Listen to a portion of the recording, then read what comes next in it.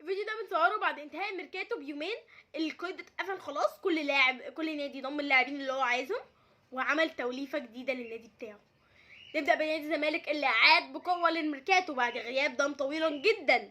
ضم 8 لاعبين على عيار ثقيل. عبد الله السعيد من بيراميدز، ناصر ماهر من فيوتشر، في لعيبه انا مش متذكره هما كانوا بيلعبوا فين.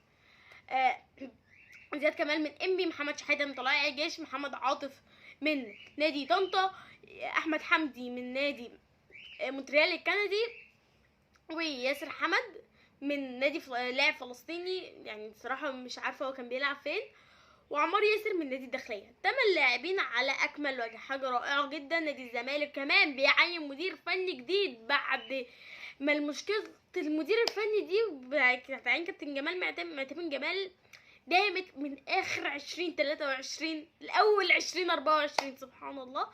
مدرب اسمه جوزيه جوميز، يعني يا رب يطلع تفكيره زي جوزيه مورينيو، يطلع مش سبق اسماء بس، ويطلع مدرب كويس. ربنا يعني يوافق نادي الزمالك. غاب طويلا جدا كابتن حسين لبيب، اشتغل على 15 قضيه حلها في وقت قياسي عشان القيد يتفك قبل ما الميركاتو يتقفل. شابوه لكابتن حسين لبيب. مش فاهمه والله من غير الكابتن حسين لبيب كنا عملنا ايه. طبعا ده كده نادي الزمالك. نروح للنادي المصري. ده هما صفقتين على عيار ثقيل جدا، واوعدكم وخدوها مني كلمه ان هما يتالقوا. ليه؟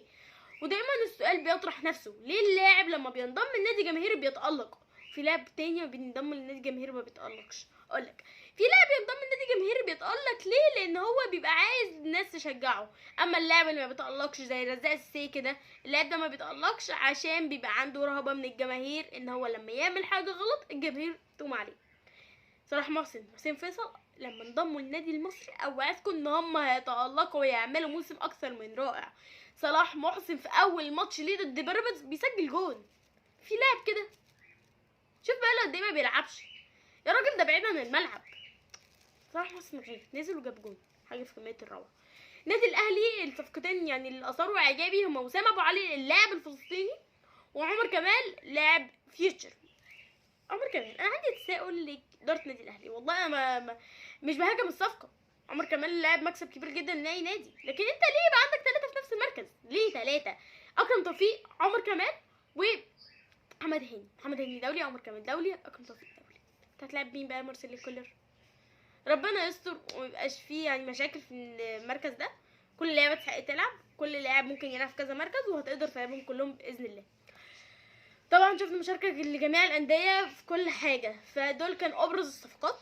ربنا يخلي اللعيبة دي تتوفق في الدوري المصري.